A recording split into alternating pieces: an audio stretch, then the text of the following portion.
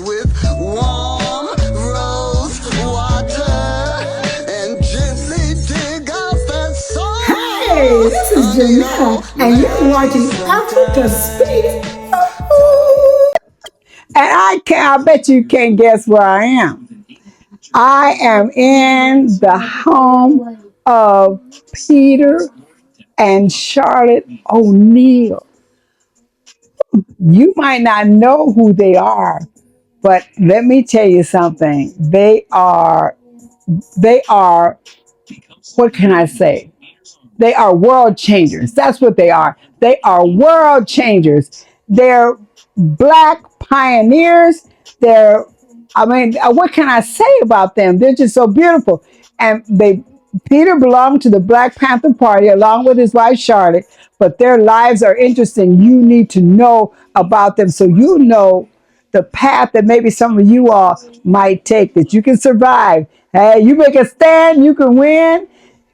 How old are you, Peter? I'm approaching 84 years old. And very, very, very gingerly. He's approaching 84 years old. He looks good, and it's just so wonderful that we have him right here today. And we're going to take advantage of you, Peter, because I don't know about going up to heaven and meeting you there because, hey. Let's hang on to where we at now. We can do it right now. Let's right do now, it here. Right now. Now, Peter is not, we're going to do an interview. He has a little back problem. And so the way we're going to do the interview is that he might be laying down, but don't worry about it. He's just laying down. You understand, a lot of you understand about back problems. Some of you young people have back problems. And so we're going to talk about the things that the Black Panther Party did. We're going to talk about his experience. We're going to talk about how he got into that, what made him make up his mind. What was his life like before? How did this man, when he was a young man, how old were you when you went to the Black Panther Party? I was 27 or 28. 20? Wow. Wow. So we're going to get started. Kansas City. Yeah. The Chiefs. Kansas City, Missouri. More importantly, we could say Kansas City, the home of the greatest saxophonist that ever lived, ever, Charlie Parker. Oh, yeah. Who went to school with my mother and lived 4 blocks from where I live. What? Yes. Yeah, yes. Charlie Parker. He was a jazz musician. He most certainly was. Yeah, jazz musician. Yeah, so we're going to talk about some things, and I'm going to keep my mouth shut a lot, but I'm going to ask Pete some questions, and we're just going to have a good time today. All right? So, hey, just hang in there because we have a lot we want to share with you, and I know you're going to be interested. I know you want to hear it, but this is what I'm going to tell you to do. Go get your neighbor, talk to your friend, share the video, pass it around because this is once in a lifetime. And I'm going to treasure this. I'm praising the Most High for giving me the opportunity to meet him in person, to meet someone that made the sacrifices he made while I was having babies. Yeah. Yes, I was having babies and he was out there doing it. Yeah, and I'm just so thankful for you, Pete. Thank you so I'm very going to much. thank you today because it's still, what you all did is still coming for today and tomorrow and the next day and the next day. So we're going to break off some myths and tell some of the true stories. Tell the true stories about some of the things that happen and occurrences in your life. Is that okay? That's perfectly all right. I don't know if I could live up to the praise you have extended to me. That's so wonderful and it sounds so good, but I'm just Pete from Kansas City. Were you more than Pete from Kansas City? Well, I'm sorry. Well, I'll You are accept more that. than Pete from Kansas City. You better believe it. I will accept that. Yeah. And so we're going to talk about the Black Panther Party. Yeah. And We're you and going to Mama C, Dada C. Yes. Charlotte, my good friend Charlotte here in Tanzania. We're going to talk about her. Okay. How beautiful she is and how you survive. People talk about having trouble with marriage. Oh, we're going to get to it. Come on, let you get comfortable so we can really kick it back. Is that okay? We shall do so. I think Okay. I'll go over here and lay down now, if you don't mind. Is that I okay know with it's you, brother? okay. It's okay. Okay, let me see if I can get up from here. Are we ready? Begin with your questions, Are your you ready? queries. Are you ready? I'm ready. Already. Let's Hmm. go. Let me say something to people. Make sure that you share this video and make sure that you share it and make sure you give us some comments.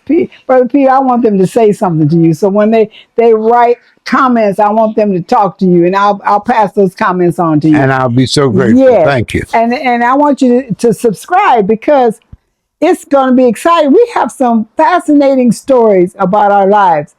It is so fascinating, and sometimes we don't get the privilege to ask people that have had life's experiences what about their life until they're gone. And then we say, I wish I would have said something. I wish I would have met them. So right now, today, I'm introducing you to a wonderful person. Hey, Thank you so Brother very much. Peter O'Neal. That's so Hey, very kind of let me you. ask you, where were you born? I was born in Kansas City, Missouri Uh-huh. at 1312 Woodland, right off of 12th Street. 12th Street is notorious in 12th Street Kansas and City. Vine? Is that 12th 12th and Street? Vine, that was my hangout spot. I Uh-huh. grew up there. Everything I know about life, I learned on 12th and Vine, between Well, Vine and Woodland. let me see. What was it? Parker or Porter or part Charlie Parker, No, there was another street there because my aunt lived on that street not too far from 12th Street and Vine. I can't remember the name of there it. was Garfield, there was, I can't remember all of them, but we were on Woodland. Okay. Yeah, so. Woodland sound like you were in the suburbs. Oh, yeah, Y'all must have moved to White Folks House. sister, it was far from the suburb. It was the suburbs. No, I don't think anybody there could spell suburb. So no, we were not. So, but I grew up in a very, very what I suppose they would call a ghetto. I don't know, but a very, very hardship area, a very challenged area. Uh-huh. My mother was very smart. She had been to college and she married my father, Uh-huh. who had not had a great deal of education Uh-huh. and loved to fight. That's why, down here we call it the Red Onion. Uh-huh. Where we meet, that's what we call it, the Red Onion. Uh-huh. And it's named after him. He loved to drink and fight. Oh, wow. That was him. That was his. Well, in those days, a lot of the things, the stresses, as a man. That is so The true. stresses, it's not The necessarily. black man was under so much pressure And still is. and so much stress Yes. that drinking and fighting was probably the only release they had. Yeah. Yeah. And, it is unfortunate that this is the truth. And these young people, they don't hear all the story. That's what makes me so mad. They make these decisions and don't hear all the story. Because a lot of times if you're taking out your frustration, you don't mean to come against your family so hard and your children so hard and your friends so hard. But if you all this frustration come out, if you hit the people that you really frustrated at, you'd be put in jail for life. Oh, you'd be put in jail for life. Oh yeah, yeah. Anyway, so that was my background. But you ate, right? I ate. I never felt like I went to school. I never ate enough as far as I was concerned. But I was a growing boy, so yeah, that's understandable. My mother finally got a job, believe it or not, as a key punch operator. Oh yeah, I used to do that too. Did you? Yeah. And that was the beginning of computer operators. Yeah. I started key punching, and I think it was 65 or 66. Yes. So she probably had been key punching a little bit before. She had been doing it, but she did it in 52 or 53. Wow. And where did she go to work for? The United States Treasury Department. Oh, wow. And believe that was a really, in those days, that was a miracle. That she had some college, but she was very smart. Uh-huh. And she got us out of there and got us moved to a better ghetto. Uh-huh. You know, she bought a house, a little small house, but it was ours. Kind of reminds you of Raisin in the Sun. You remember when they struggled Yeah, to that buy that uh-huh. out? That Uh-huh. a similar kind of situation. But for me, I had 12th Street in the blood. My brothers and sisters all just went on and blossomed and went on, and I kept going Oh, back. you was a cat I daddy. was a cat daddy back. I'd go back to 12th Street, and even after I was grown, Uh-huh. 12th Street was still in the The drawing blood, the card. mindset, Yeah. the way of thinking. I had it so deeply in me, and I didn't know it was killing me. It was just Yeah. destroying me. I didn't know that. Yeah. And I'm trying to be something that I wasn't. I'm trying to be the coolest street dude in Kansas Yeah, City. because you thought that's where it was. That's what I thought it was, what I was supposed to do. And it's eating me up. Yeah. Yeah, Circumstance, uh-huh. circumstance evolved to the point where I had a run-in with the police. You didn't. I most certainly Oh, did. wow. Yeah. My younger brother was part of the civil rights movement. I thought that was the silly. I'm wearing diamonds and Italian suits and silk socks and Man, what were you doing? well, you know what I was doing. Oh, yeah. Yes, you do. Okay. And they're wearing combat boots and overalls. Uh-huh. And so Gary, very, very smart young man. Uh-huh. He's sick now, but very smart young man. He came to my house. He said, Pete, we're going to a demonstration at the Mulebach Hotel downtown, the March of Dimes, United Front, I think it used to be called. I'm not sure. They're cutting off all support to the black community in Kansas City, and we are going to demonstrate. I said, brother, I am not interested in any of that. Uh-huh. I said, I don't even look like y'all. No, we want you to come. It's only 7 of us. If we could just have a little stronger presence. If you come with us, I said, Gary, I don't want, please, brother. I said, oh, shit.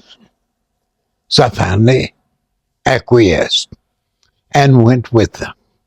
And we go down there and we go in the place. And as soon as I got in there, I regretted it. The chief of police was there. Policemen were all around and business people and everything. And I said, oh, what the heck have I gotten myself into? They took over the podium, these young militants. Okay. And they're demanding, we demand that you support the black community. And I'm sitting at the table eating and drinking. They provided food and drinks and drinking, looking at, I was looking at, you know how Muhammad Ali used to say, Yeah. I'm so pretty. I was looking pretty. As an old man, I can say that without shame now. I'd be ashamed if I'd said that earlier. But anyway, so I'm sitting there. And do you want me to tell you the unvarnished truth? You want me to sanitize it? No. Tell me the truth. I want to know the truth. You want to know the truth? I want to know the real truth. Well, we're sitting there and all these white people at the table, and I'm sitting there. I'm not thinking about them. And this was the era of the micro mini skirts. Yeah. I mean the micro. I ain't wearing that micro. These were micro.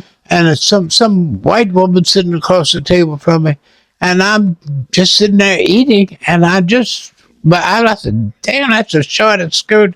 That's all I said. She did not look at all enticing, but as I thought, I said, damn, that's the short skirt. And she saw me look. My eyes just, and then kept going. When I came back, she mouthed, and F you, nigga. She mouthed it. She didn't say it, but she mouthed it, you know? And boy, I said, oh, we're going to war now. Oh, yeah. So I mouthed back something insulting and obscene. And so we continued like this and it went on for a minute. and she's saying, mouthing at me. I'm mouthing at her. And you weren't lynched? Wait a minute, let me finish. Okay, Let me yeah, let you know, hell no, I wasn't lynched. Okay. But so surprising, we called it illegal lynching later. Yeah, But yeah. you're getting ahead of the story. Okay. So finally, she mouthed something, and I mouthed something back. I don't need to say what it was, but it was really insulting. She jumped up out of her chair and she said, I don't have to take that from you. My husband is a policeman. I said, oh my God, all my life I did everything I possibly could to avoid the police. Everybody, all the commotion that was going on at the podium, all of the fussing and arguing, and it stopped, and every head turned to look at me. Clarence Kelly was the chief of police. He was there. Now, I'm going to make you remember Clarence Kelly. You remember the FBI J. Edgar Hoover. Yeah. You remember when he died in 1972. Clarence Kelly became the head of the FBI, the director of the FBI. Yeah. So he was a very important up-and-coming protege of Herbert these. Hoover. Yes. Yeah. So they all come running over there, and I'm thinking as fast as I can. I said, "Get the first punch." I said, "Strike the first blow." I said, "I want this woman arrested." I said, "She's insulted me verbally," and this was the time when civil rights was. Oh yeah, was, man. and everybody trying to be a little careful, and everything. I said, "What? What's?" I said, "No." I said, "She's cursed me. She's insulted me. She's called me racial slurs. I want her arrested." And they said, "Well, they're looking at her husband, talking about, but wait a minute, she said." I said, "I don't care what she said. I'm telling you what she did." The short of it is, because I got in the first blow, they had to take us both down there and took statements from us and let her go, and Of course. Now my brother, okay, so you got that now. Yeah. That night my brother went to Safeway store, and it's nighttime. He's in there, and when he comes out, the police are out there, and they put a gun to his head and took him behind him and said, "And tell your brother, we're going to kill his black ass. Ooh. We are going to kill his black ass. You do not mess with the police family. Do you understand?" My brother was so damn mad, he came back in tears. We called the police and tried to make a complaint. They came there. We got into a scuffle with them. It wasn't a fight, a scuffle. And they took us to jail. And tried to put disturbing the peace and this and that. And we called it, and it's so surprising that you asked me, you said, and you didn't get lynched? We called it illegal lynching. And we tried to get support from the black community for that, and we did get some support. You said some. We got significant support. Okay, good. Not what I think we should have, Yeah, but some. But some, considering the times, it was pretty good, I had heard I had been in California. I had lived in California. I had been in the Navy. Quite frankly, to tell you the truth, I'd been in prison in California. And so I had heard about the Black Panther Party, and I knew California, and I knew the Bay Area. So I said, let me go out here and talk to these people. Got on a plane, flew out there, met David Hilliard. He's just been on Facebook just now, just in the last couple of days. I believe he has dementia, and he made some silly statements that the result of his illness, I guess. But anyway, I met him. I met Bobby Seale. And I told him, I said, yes. I said, the police are pressing us, and we want to get back. And this, and they said, brother, they said, that's not really what we're about. Getting back at the police. We're trying to do something that will bring about significant change that would benefit everybody.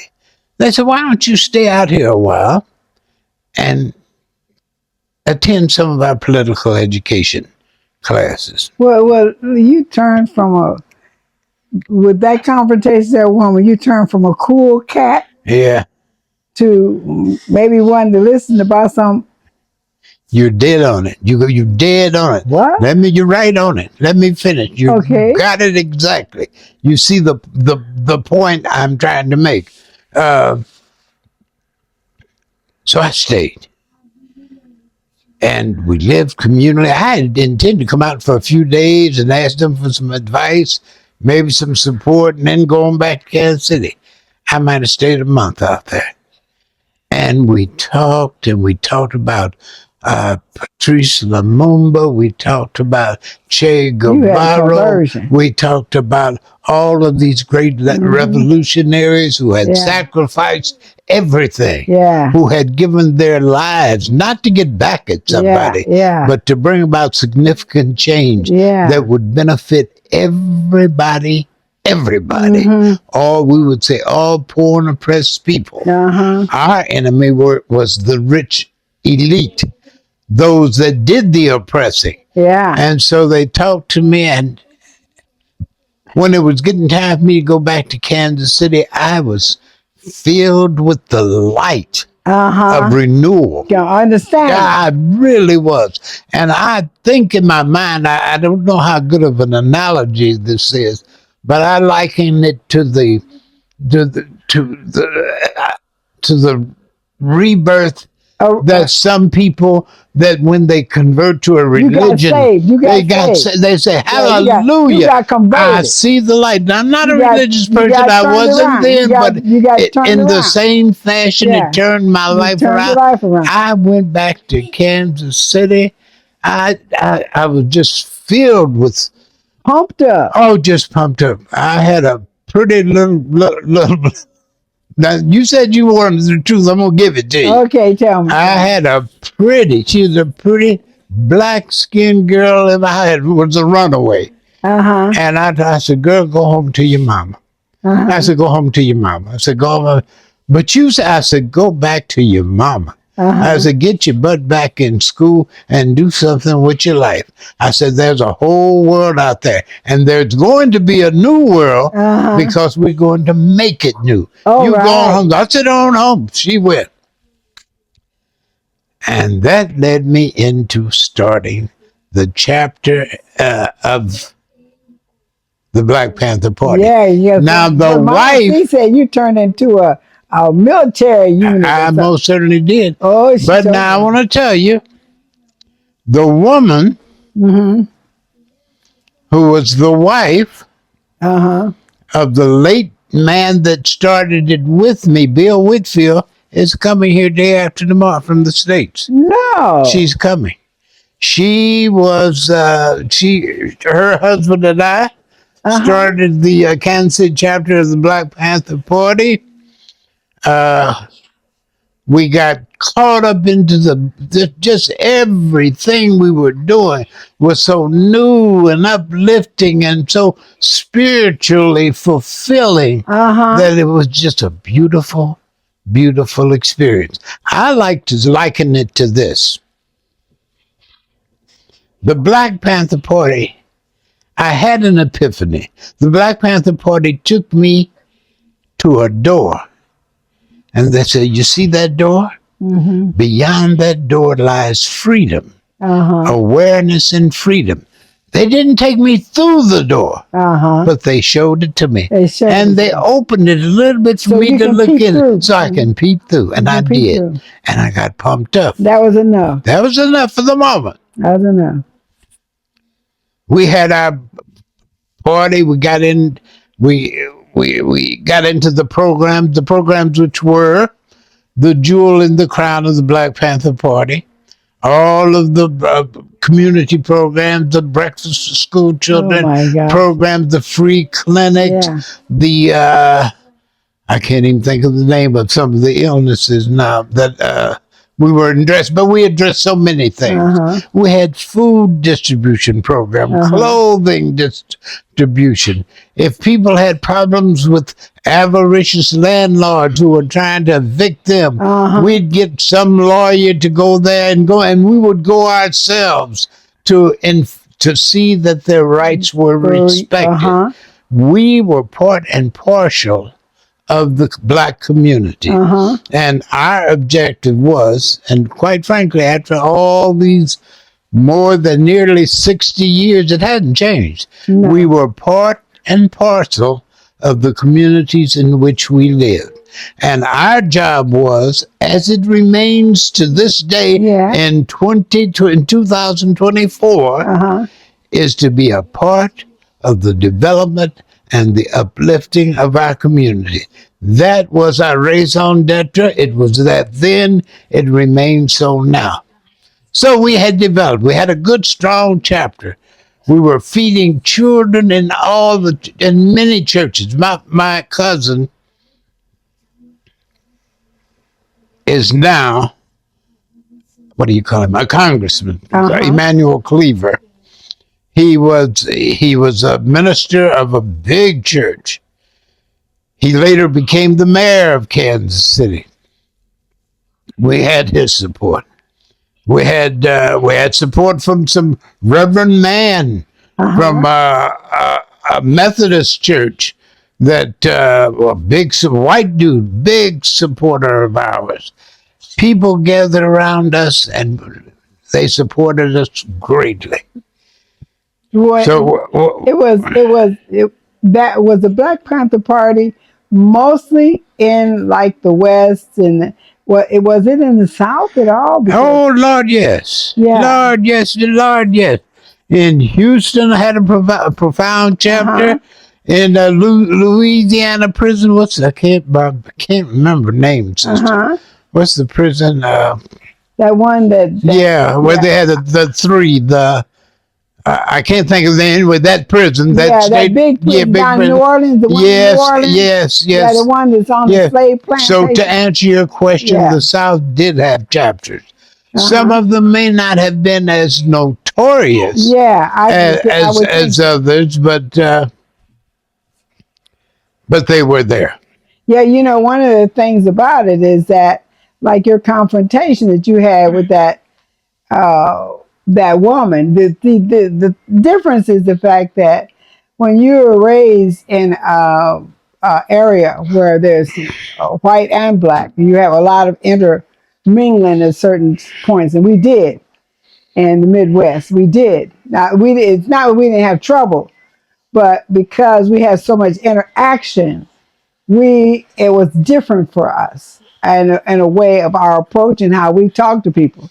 Because if you would have been in maybe Alabama or Mississippi, they'd have shot me probably. Oh, you would not have been somebody. Kansas City's always had a different kind of racism. The Midwest, they did, and it was the same in Omaha. I would imagine. Yeah, in the Midwest, in Omaha, same thing. They could put a pretty face on their racism. Everything. Not that they weren't racist. No. Not that it wasn't dangerous. Yes, it was. No. But they were just a little bit more sophisticated. Yeah, they kind of just did it. Yeah.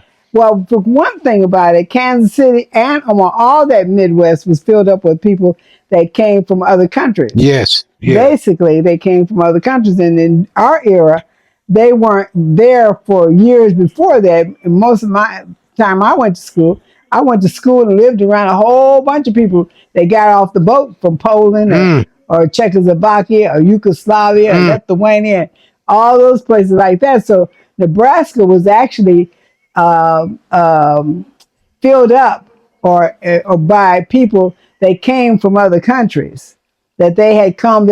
I'd say they were the European boat people. They had come to Nebraska, so almost everybody was, for a long time there, that the person that spoke those different languages, Lithuanian, Polish, they treat them like they were, I'd say they treat them like they were the black people. Because they were very prejudiced against them. Yes, they were. Yeah, they were very prejudiced against them. So it was kind of divided up.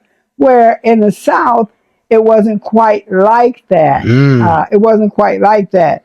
Most of the people I've ever met in the South mostly say their families were there from, you know, because the factories in Illinois and in Nebraska and in Kansas and in Kansas City. We brought a lot of people up from Arkansas, Mississippi, everything. But the people that were there, the white people were there. Most of them came from Poland, Czechoslovakia, Yugoslavia, They were Italy. immigrants. They were Yeah. immigrants. They were immigrants coming in to work in those factories and things. Yeah, and those factories. And I was telling someone I was talking to the other day, this is one of the reasons why they built those projects. It wasn't for us. They built those projects for them, for their workers, because when they come. But I don't want to say nothing about it. I just want to say, because your incident that you had there, it's phenomenal. Somebody would say, well, how is he still living? Couldn't have been. They'd Sure have burned did. his house down. They'd have killed his mom and dad and everybody. You just brought her main. You know, when you get my age, your Yeah. memory goes. But her name just popped. Her last name just popped in my head. Just to say, Brokoff was her Brokoff. name. Just that's of no import. That was that lady's name. That was that lady's name, the policeman's Brokoff. wife. But I want to finish telling you now. So Okay. chapter is progressing. We're doing good. We're getting a good reputation, a good, strong, progressive chapter. I had went on a speaking engagement. What? I went to Des Moines and Omaha, and I went there and I went and talked to the people there and the chapters or the quasi chapters there. I left my young brother, who I told you about, in charge of the party. I said, now you stay here. Bill Whitfield was there. He was the older fella.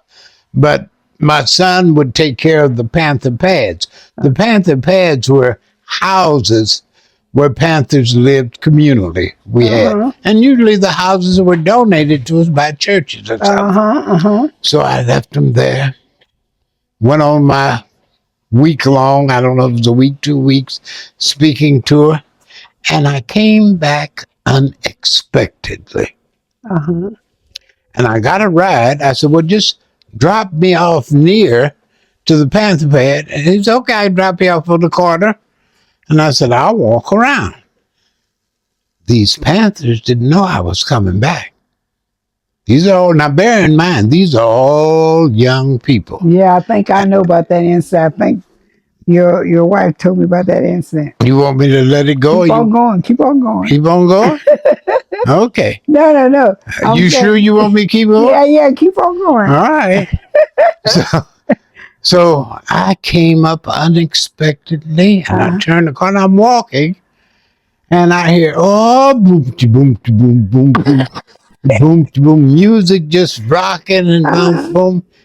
And you're smelling the smell of illicit substances. Yes. And I said, what the hell is going on? I come around and a bunch of these youngsters on the porch, music blaring and they dancing. And you could, I don't think you could see the smoke, but in my mind's eye, you could see the wafts of smoke just emitting all over the, so anyway. I came up, and now they were all scared of me because I was something of a father figure. I heard you were like a military man. I was. Yeah. I came up on them, and I said, what the hell is going on here? And they all did like, I said, what the hell? I told my brother, I said, what the hell? Yeah. I said, what are you doing? You're going to get everybody put in jail. What kind of discipline is this? And I turned to my left and I saw this little skinny girl. Yeah. And I said, who are you? And she said, I'm Charlotte Hill. I said, well, what are you doing here? She said, I joined the Black Panther Party. I want to struggle for the people, and I joined the Black Panther. I said, shut up. I said, don't you say another damn word. I said, don't you say another damn word. And I turned to continue fussing at my brother and the other Panthers. And I heard the soft voice say, you can't tell me not to talk. I said, what did you say to me? And everybody else said, and she said, my daddy told me to never let anybody stop me from talking and expressing my. I said, oh, hell. I said, we got one of these now. Uh-huh. I told her, I said, you better shut your mouth and you better not say another word. Uh-huh. And she's defiant. But I prevailed. I punished them. Uh-huh. I made them, I mean, I didn't hurt anybody, maybe a little. I made them everybody put somebody on their back and they run around the block. Uh-huh. And they about falling out, about to pass out. They wasn't high when I got through with it. Now, you know what Yeah. we used to call it a chevron. You know what a wardrobe is? Yeah, chevron. Yeah, I was told to some white folks the other night. They didn't have a clue what I was talking about. A chevron, but you know it, a wardrobe. Yeah, wardrobe. You open it up, you hang clothes in there. Uh-huh. I piled all of them. Might have been 8, 9 of them. I piled and pushed them in there and closed the door. And Charlotte's claustrophobic. Uh-huh. She swears to this day that, and I didn't. She said I left them in there all night. I did not. I might have left them in there an hour and let them out. And I can remember thinking, my good sister, I said, I don't like that woman. That woman's going to be trouble. Uh-huh. Life can unfold in the most ironic. That was your wife. In the most ironic manners. Uh-huh. I remember, I said, I don't like her. I said, I'm going to get rid of her. I'm going to get her out of here. A month later, we were living together. Within the year, David Hilliard, we went to California and he married us. Uh-huh. And she has been your wife, the love of my life for 56 years. Yeah, your survival, your survival chain. She has been my supporter, my greatest inspiration. Say that again. She's been your what? She's been my supporter. But she wasn't she wasn't a woman then, and she wasn't a woman now that just kept her mouth shut and say, oh, yes, no, sir, Mr. No, P. she didn't. Yes, sir. Yes. That's what I was accustomed to. Yeah, really, that's what I was accustomed to. They think they want that now. They don't know. No, they don't know. Yeah, they don't know. But she has influenced my life to a degree that it would be hard for me to articulate. Yeah. She's been the greatest, and she has stood by me through thick and thin, through the good times and the bad, when we didn't have a nickel to our name. When we came out here to look at this land, I had 10 shillings in my pocket. And I told her, I said, we're going to make something out of this thing. And we did it. Stormy worked. Stormy was a baby. She worked her socks off. Malcolm worked. So now I've lost my point. Okay, Charlotte, you talking about your wife? Yes, I was talking. We came out here. I said we'd have it. We worked our socks off. But before we can make a part 2 because you skipping over a whole bunch of stuff. I sure am. Yeah, so we got on Mama Charlotte, and I know she's the love of your life, and she's a wonderful woman, and I'm sure that when you and her got together, she didn't know what she had signed up for, and you didn't know what you had signed up for. No, it wasn't exactly like that. Because we had some people have asked me, how could you and your wife stay together for 56 years? How can you do it? Has it been perfect? No, it has not been perfect. Oh, gosh, no. Yeah, there are no perfect relationships between human beings. That's a pipe dream. That's a lie. Yeah, it's absolute lie. But we had a glue that overcame any differences that we might have. And that glue, you had a glue. We had a glue that overcame any differences that we might have had. Okay. And enabled us to overcome these little conflicts. And that was our commitment to the struggle. Whatever. She got so mad at me, I'd get mad at her. I could bite the nail off the head off of a nail. I know that's But right. you always stop and think and say, wait a minute, we're dealing with something bigger than us, something much larger than us. And so that's what's enabled us to do that. Yes, I am skipping over a lot of things. Yeah, But because for one thing but how long was it after you had joined the Panther Party that you started having difficulties? I mean, the things started popping up in your lives. well, I don't know what you mean by that. I'm not sure. Do you mean between Charlotte and I things, or legal things? legal thing, not between you and Charlotte, sister, because we always had problems with the police, and we provoked them. Quite frankly, yes, our job was to what we would call heightened contradictions. We tried to force the police to show their dirty hands, to not hide behind the facade of with a smile that people from the Midwest are very good at. To show you, I want to. They were killing black people in the street. They didn't have cameras then. They didn't have cell phones with that you could make movies and take pictures. It was our word against the police. That's right. And you know how that was going. Oh yeah, they were always right. They were always right. They were even shooting some of them on. Yes, they were. They had some black policemen during that time. Did. They shot them. Yes, they did. And no, we had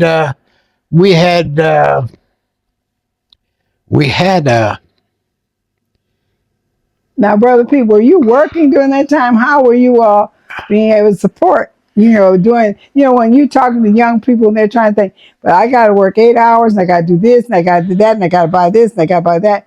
I don't have time to really, make that kind of sacrifice. But you made sister. We lived off the support of the people. Yeah. We ate.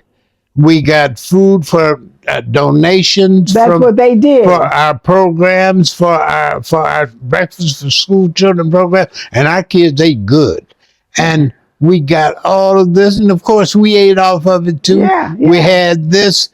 Here's the interesting thing: they never cut off our telephone bill. We never paid the telephone bill. You know why? Yeah. The FBI was paying. Everybody was listening. Everybody listening. They wanted they said, keep that phone going, whatever you do. And the phone was expensive in that day. And so for electricity, nobody cuts off the electricity. They would try to cut off the gas. And I remember there was a thing in the ground that they could take something, a rod, and stick it down there and turn it off. We put cement and rocks down in there and cemented it up to keep them from doing that. But otherwise, we got through. But now when people tell me all the time, but we don't stick together, we don't help each other. I said, we used to help each other, really. Yes, we did. Yes, we did. This thing. Yes. So, not to have a lot of information, our children didn't, but I find a lot of children didn't. In fact, really, to tell you the truth, I guess it started from my parents and my grandparents, because they never really told us about the South and the things that they suffered, and they never mentioned those kind of things. In fact, I didn't really know anything about the South. And I'm wondering, do you think maybe now is because we don't talk about this stuff? We don't say things to our children and explain some things to them, and let them, not to make them mad or to cause them, but to make them aware. Yeah, to make them aware. I think maybe that, and then you constantly learn some things as you go in life. But finish telling me about, now you and Charlotte got married. You have a wonderful bride. Y'all do have problems. You got babies. And you did have a son before that, didn't you? I had 3 children before that. I was married before. I was busy. I had 3 children. Wonderful. I've been all my life. I was just telling people I was talking to the other night, I cannot understand this. Why good women are attracted to me. I really don't know. But every woman that I've ever had a relationship with has been a very, very good woman. I don't know if women like bad people, or maybe they think they're going to change them or fix them up or turn them around. I don't know what the thing is. But it's according to what you call bad. Some men, they know how to treat a woman. They might not, it might be street or whatever, but they know what to say and how to talk to her. Yeah.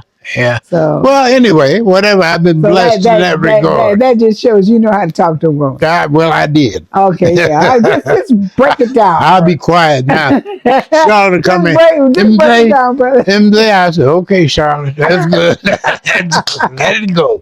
Yeah. But no, we have a wonderful time. Yeah. Charlotte is such a loving person. Now I'm digressing, and you'll allow me this. I'll let you do it. As I approach my 84th year. Yeah. But it's just, I really got sick while Charlotte was in the States. And Patrick had to run me back and forth to the hospital. And when Charlotte came back, she said, I'm here now. She said, I got you. Don't worry, I got you. You know, I said, she's always been that way. So, and I like you hear them to say, I got you. Yeah, I got you. You know, we'll diverse a little bit from your action as a Black Panther, because these young people need to know they're having fictitious and false ideas about marriage and things. Oh, they do. They have what I call these Oprah Winfreyisms. Yes, they think it's some kind of fairyland. She never been married, you know, so they got that kind of. They think it's some kind of fairyland.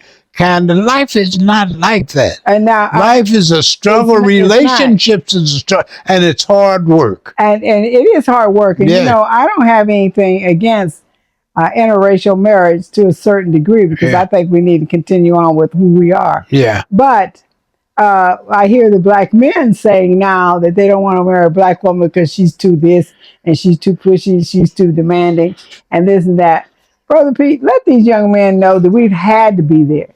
Yeah, well, let me tell you this. Pushy in the sense that they're pushing to stay by my side. Yeah. They're pushing to support me in all the things I'm trying to do for the benefit of us together. So no, I don't have any kind of, you know, the Black Panther Party is an egalitarian organization, was, because it doesn't exist anymore. And our position was, if you want to marry anybody, and both of you are in agreement, and you're aware that relationships are difficult, and if you get into an interracial one, it's going to be even more difficult. And if that's still what you want, go ahead and do it. That was our thing. Yeah. Our thing was, we are Black people. Yes. And of course, our emphasis, our primary reason for struggle is the benefit of Black people, but not exclusively. We're not excluding anybody. What you all didn't have a racial cap on it. It didn't. And if you listen to anybody talk, a lot of people misunderstand that.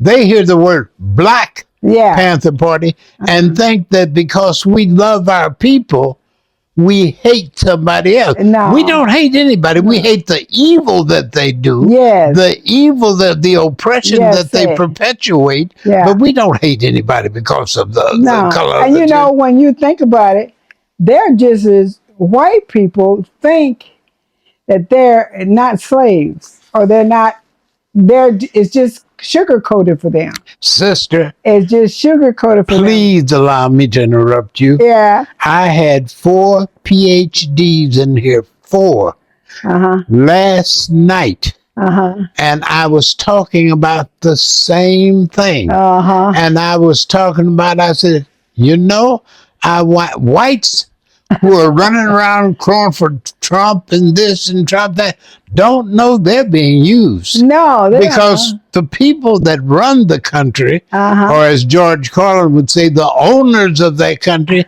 have one interest and only one interest, and that's profit. Profit and power. That's all it is. They Yeah. want that. And if you can help that, they like you. Well, if you don't, they're going to get rid of you. Well, then I'm going to bring this subject up because it's very hot. Kenyan president has now sending 1,000 policemen over there to Haiti, and a lot of the people from the other Caribbean countries are going over there. They're all going over there to get Haiti together. But they're talking about this young man called Barbecue, and that he's so strong. He's the one they mentioned in barbecue, like he has some kind of power. Well, let me tell you, they got 3 ports in Haiti that they can get things through. Those 3 ports are actually run by the oligarchy in Haiti, white control, white power. And the guns can't get from Miami into Haiti, into those communities without their help. Without their help. They cannot do it. So I have something called Copilot. Mm-hmm. And I ask it all these questions on my computer. This new AI thing. Now, I don't know what Copilot is. Okay, it's an AI gizmo on your computer, app on your computer. And it says for you to ask it anything. So in it asking anything, I've been asking it all kinds of questions.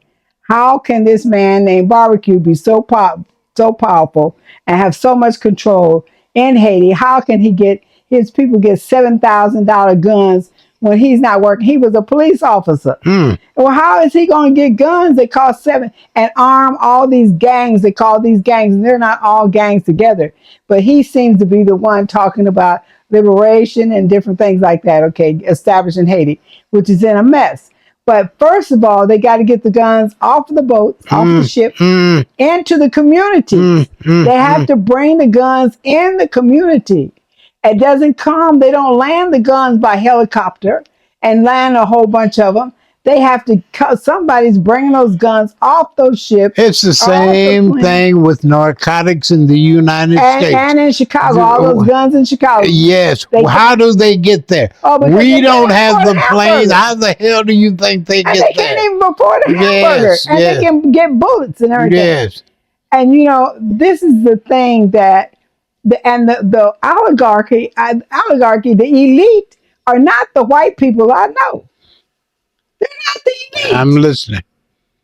The white people I know are not elite.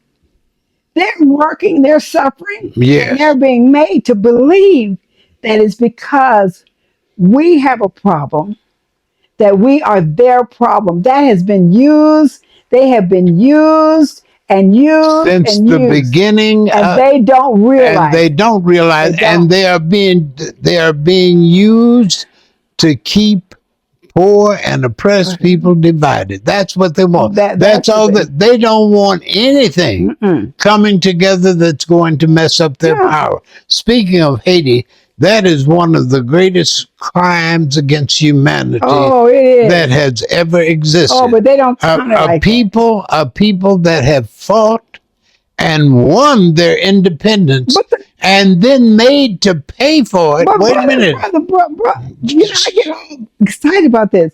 But the fact that black people that have been colonized and colonization of slavery are going over there to kill black people. Yes, they are. That were free yes, they themselves. Are. Yes, they are. And the whole Caribbean area is going over there to be in cooperation with them, and they're working for Canada and the United States and European countries and the UN. Now, first we weren't going to send anything UN, but now, so they got the helicopters, the planes, the bombs, and everything, and these people got rifles and guns. Do you know that this is one of the greatest crimes imaginable?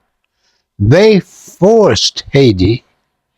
They were determined that Haiti would remain underprivileged forever. Yes. Why? Because they rose up against them. Yes. And they said, we're going to make an example. You will never forget it. You will never prosper. They don't forget it. They do not forget Napoleon, and they won't forget it. They're still trying to get back after all these years. They made Haiti pay reparations to France. Wait a minute.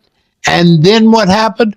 Who bought the loans? The United United States of States America. did. The money was going to America. Yeah. We have been hollering about reparations for us. That's something I know you and I Well, agree yeah, on. but we're concentrating on us. Reparations. They need a reparation, everybody. Yes, they do. Yes, they Everybody, do. because they got gold and stuff on Haiti. It ain't just about the Haitian people. Yeah. It ain't just about that piece of land. There you They go. have discovered just lately, the last couple of years, gold amount and oil that might be an example of that of Venezuela. Yeah. They have found this kind of things, and they've been taking stuff out of Haiti for forever. Now, the money they collected for that earthquake they had, very little of it was used where it said it was supposed to be used. Very little of it. There's proof that it had not been used, it was misused. And so they robbed all these people they gave to Haiti. They robbed that money from those people as well because they raised the money saying what they were going to do in Haiti and they didn't do it. So, this is where it wasn't only black people that gave money to Haiti. The majority of that money came from white people in the United States and other places putting out this, we're going to do something. And because of this, we gave, not saying black people didn't give, but we gave, but black people from Africa, Africans didn't send money over there. Europeans send money over there. And we send money over there from the different places that we could.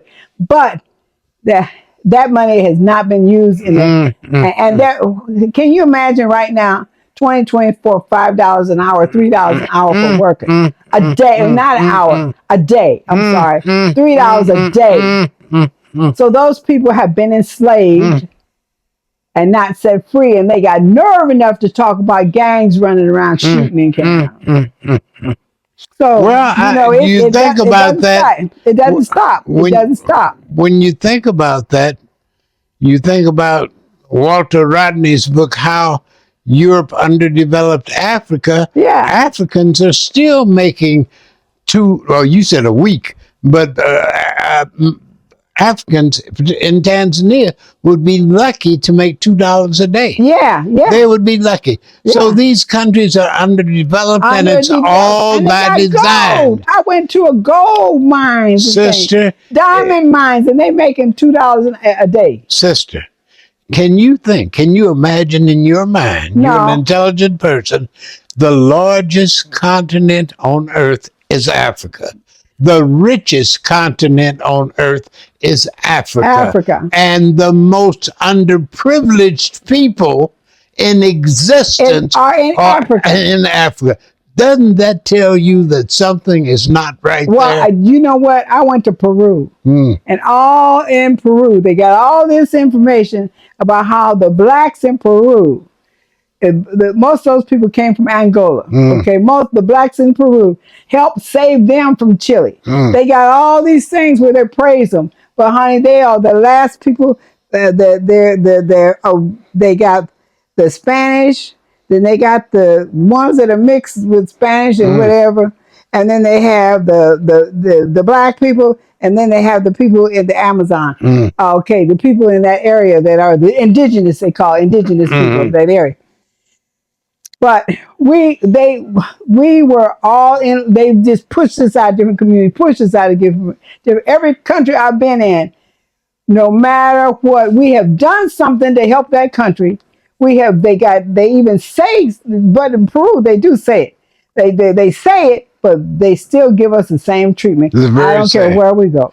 But you know what? What I want us to say today, and I hope that we can do this again, because this is just going to be part of it. Okay, we'll do it again. We're going to do it again because we got to the first part. But after we get past you and Charlotte being able to make it with each other, and I got so much to tell you. I've got to talk about how Charlotte and I finally, after raising hell for nearly 2 years in Kansas City, we had to leave the United States. We were talking about interracial things. It was the white left out of New York that got us out of there. Got us to New York, helped us get to Sweden, helped us make a circuitous route to Algeria, how we became part of the international section of the Black Panther Party, which a lot of people don't know this. but we had near ambassadorial status in Algeria. We were allowed to keep our guns. We could have our guns. We could, when people came in, they didn't have to go through immigrations. We'd write a letter on a letterhead and send it to the airport. They'd stamp them and let them come in. And so we've got a great deal to talk about. Yes. And then we've got to talk about the transition from Algeria to here. to here. And the president at that time was who? Here Uh-huh. was Julius Nyerere. Oh, okay. Julius Nyerere, All and right. he was the man, and I'll tell you this in part two.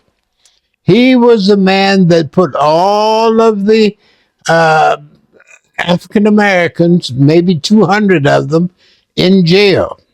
Uh-huh. And he put them in detention. Uh-huh. But he wanted to find out what was going on. What was going on? And I'm going to tell you something. Why are you fleeing America? No, it's just not that. We brought a lot of baggage with us when we came here. Oh, okay. We came here, we had a lot of negativity. A lot of people don't want to admit this, but we did. We'll talk about all of this in part two. And we still do. Yes, and we still do. And still do. So, but we're going to talk about this in part two. We'll talk about in part two. I'll tell you about some of the trials and tribulations we went through here. Some of the things that caused us. You know, one of our brothers killed a man here. You knew about that, didn't you? No. You didn't know that? Mm-mm. That a man killed a man and shot him in his back and killed him.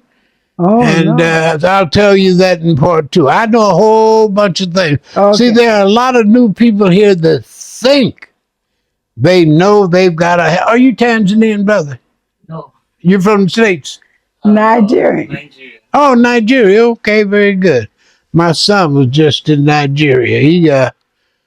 So anyway, that's another story. You'll meet him next time. So, no, there's so much going on here. Uh-huh. There's a lot of people will be critical of Tanzanians in that they don't welcome us in the manner they feel they should. Mm-hmm. But it's not without reason. I'm not justifying it, but I'm telling you it's not without reasons. Our hands are not perfectly clean, No. Like I said before, we came with a lot of baggage. Yeah. I faced that with us in Costa Rica. Yeah. So anyway, so we'll take it up in part two. Now what am I doing? I'm getting somebody to get you all some tea. I apologize I didn't offer you tea, brother. Well, please forgive me. That's all right. We're going to close out. So rude. We're going to close out and let them know that they got more to see in part two. Tell them that. Brother Pete is full of stories, and you need to hear them because these stories that he's telling is not just for historical reasons, but you have to know, especially young people need to know, that the fight is not over and there is a way to win. You might not win what you think, but you will win because you have won, Brother Pete. And I can tell you, when you said the fight is not over, it's not over. That is the point of everything. Mm-mm. If I would suggest to young people, I'd suggest two things. Unite and organize. Do these two things, and everything else will follow suit. Organize. Unite and organize. They unite and organize. You really do. My time has come and gone. I'm at the end precipice. You knocking on the door. Yeah. And I am too. Yeah, we are. It's all right. Yeah, it's okay. All right. We ain't worried about it. We're not worried about it. No, not at all. So I wish them well. I'm trying to raise my babies here. I take great joy in raising these children here. I take great joy. That is my reason for continuing. That's right. To stay that's my contribution to the struggle. To raise these children straight and tall, and watch them develop into reasonable, clear thinking young people. If I can do that, I've made a tremendous contribution to the struggle. That's right. To let them know the queens and kings they are. Yeah. The goddesses and gods that they are. There we go. Are. There we go. Because they are. And so it's just so beautiful. Thank you for spending the afternoon with me. I enjoyed you so much. Thank you. I appreciate you. The video might be a little bit long, but that's okay because I have a radio broadcast. We're gonna make them take it. Make them. We're gonna make them. Tell them they better listen to it. We're gonna better listen to it. Say, hey, you guys, we're gonna sign off pour them right some tea, please? We're gonna sign off right now. We're gonna have some tea. We're gonna sign off right now, and make sure you listen to BlackSitRadio.com on Saturdays. It comes on in Costa Rica at 8 o'clock in the morning. It comes on in Costa Rica at 8 o'clock in the morning. So check the website, BlackSitRadio.com, and check the website because they have all the times of when it will come in your area. It's a fantastic program, and I really appreciate you, Brother Pete, for spending this time with me. I am really blessed of the Most High to get to be able to spend time with you. I really am, and I appreciate it. I've enjoyed it, and the best is yet to come. Oh, yeah. Because we've only stuck our toes in the water. We're going to get in deep water before it's over. We're going to do it. We're going to do it. Okay, we'll see you all next time. Okay. Hey, this is Janetta with Africa Speaks. Are you listening? This is a channel where you'll hear the raw truth concerning Africa. Check out our website, www.mamaafricaspeaks.org. You can also follow us on all our social media handles. And don't forget to subscribe to our YouTube channel. Make sure you listen to our radio station, Vaxit.com, on Saturdays. Hey, I'll be coming to you. Yeah.